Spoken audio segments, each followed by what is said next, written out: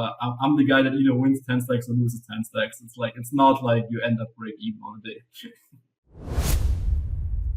Was there any point where you started to think, wait, this is getting serious money? Or did you always just keep going, next competition, next challenge? Was there any sort of hesitation or self-doubt when the stakes started getting higher?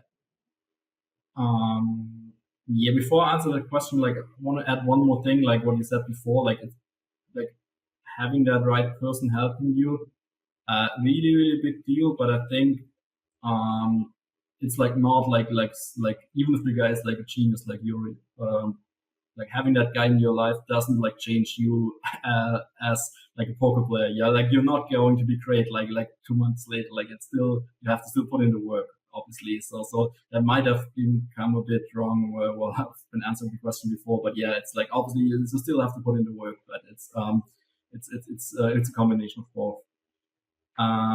Yeah. So for that question, definitely had that when moving up. That I figured like, okay, like, wow, now swings are big. I, like when yeah, let's say like you play 1K in LA NL, like losing 10K days close to impossible, I say, and like really really tough. But yeah, having like the 5-figure swings daily, like when you play 2K, it's just normal. And then going higher, yeah, it's just like whenever it's new for you. I think that's really tough. Like for me, it was always that. Like when I moved up, like it's double the money, and I always had like a bit of that thing where the highest limit I played is the one I perform the worst on, which is probably connected to the thing I mentioned before, where you think like you have to do like something weird there.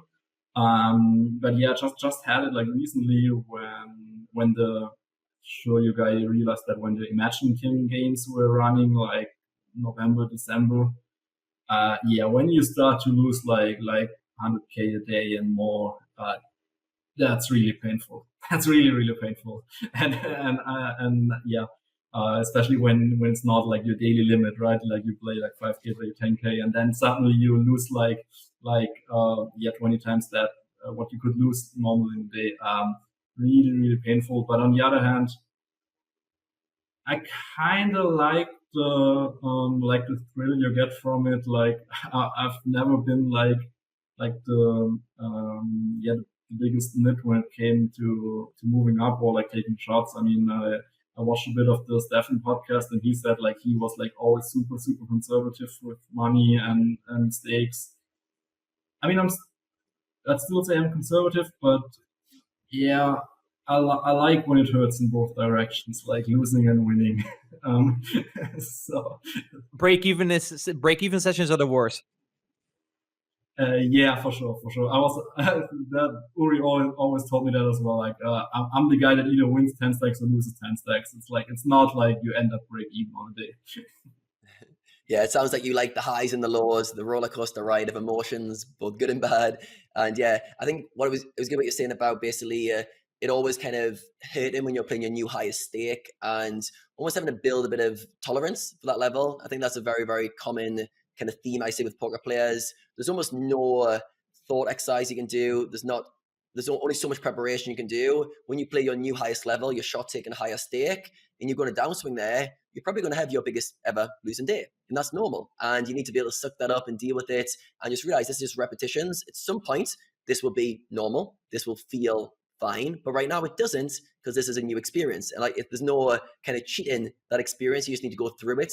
And I like, from your personality type, it sounds like it's always triggered something good in you. So when you have a big losing day, it triggers your competitive drive. It's almost like the pain of losing makes you want it more. Maybe it's that competitive nature of you getting triggered through these losing sessions, whereas other people kind of don't have that. I know some players crumble when they have this feeling and they have a lot of self-doubt. Did you ever have self-doubt during any swings of yours when you were also feeling like the kind of competitive drive getting triggered? But did that ever turn into a self-doubt period where you had to reflect on what was happening? Yes, for sure, for sure. I mean, it's not like it's not like I go like to the highest stake, lose 4 stacks there, and think like, okay, great, like tomorrow I go and study like 8 hours and crush those guys. Obviously you're frustrated after that. It's like I think it would be really bad if it wasn't that way. Like, I mean, it still shows that you care a lot about it, and it's like you said, it's super painful, and there's no way around that experience. I think every one of us had that experience. That experience is probably here to come for every one of us again and again and again. But here the thing is like, maybe not in the moment where it is, maybe not a day after, but like 2 or 3 days after that, you put it in a rational perspective and think, okay, like this is going to happen. This is nothing special. Like this is, I lost 4 or 5 stacks. This is totally normal on my daily limit. This is totally normal there. My win rate is probably worse in a higher game than it is on a lower game. It's going to happen. Like you knew it before. Like if let's say you take a shot, obviously everybody thinks or dreams about like, okay, I'm taking a shot, I'm winning 5 stacks, great, best feeling in the world. I mean, there's a decent chance that it goes like this way. There's a decent chance it goes the other way, and you have like the worst experience in your poker career at that point. And yeah, I think put it in a rational perspective afterwards, put in the work, and at some point come back stronger. Like, doesn't have to be tomorrow, doesn't have to be like next 10 sessions, but let it be next half year. Like at some point you'll be back and you'll be there. Yeah, it almost comes down to almost like what next. So you experience a downswing at a new stake. It hurts like hell for everyone. But then what next? Like, how do you use that fuel? Do you use that to, like you said, put it into perspective and tell yourself, okay, it's only a few buy-ins. I've got this covered over the next 6 months. Do you use that fuel to go in the lab and work on your game and start trying to find solutions to level up? And yeah, I think it's very interesting to see the kind of what next. And for you, it might not be instant. Like I think a lot of players are going to get frustrated, a bit of self-doubt in the short term, but it's more important how you're using that over the long frame, how you're using that over days, over weeks, over months, how your attitude, your approach changes during that period. And when you're feeling those feelings, those insecurities, that self-doubt, that frustration, that annoyance that you're not achieving your goals, how do you use that? How do you use that as fuel or put it in perspective so you can get back to a steady baseline? So yeah, I think it's a really important lesson there. All right, I've got a question for you around one of the quiz questions we asked, which is quite a fun one. Are you someone who likes to play it safe, or are you a gambler? And you said you're a gambler at heart, and you also tick the box for YOLO mentality. So I want to ask if you've got any stories about being a risk taker, any risks that you've taken in the past. That would be a good story to share in terms of your journey through poker, or maybe even outside of poker, any times you've been a gambler. I mean, probably the only real bad story I have is the one I told already, where I have spinned it up and then lost it all back. I'm not like a decent gambler or something. Like I don't like casino games or like everything, but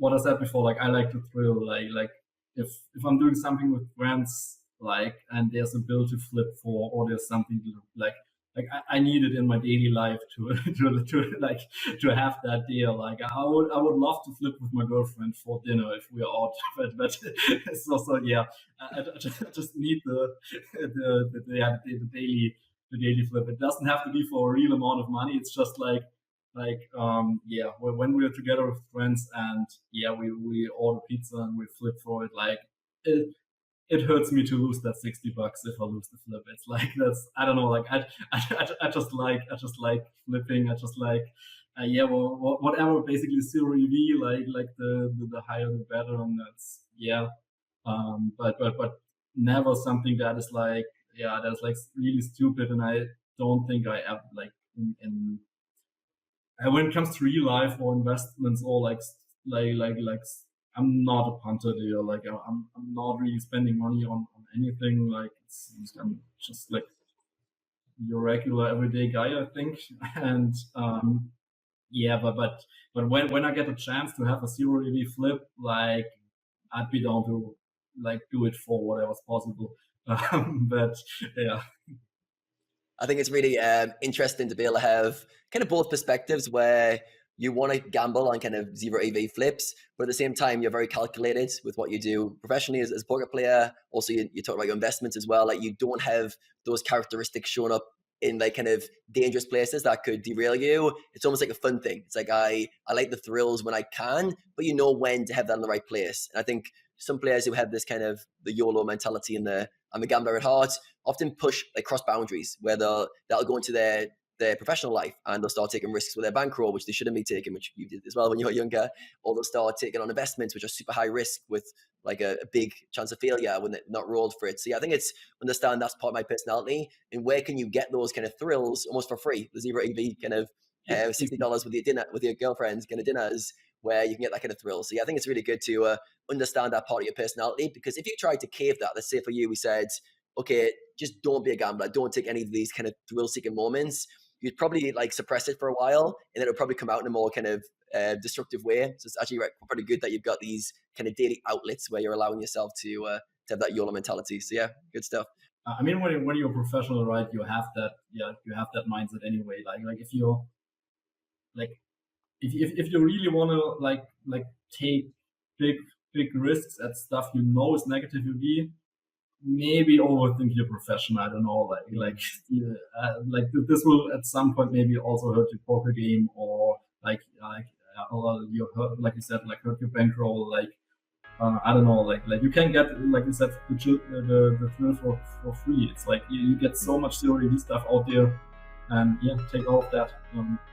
I'm always taking that, but no, nothing else. That's it.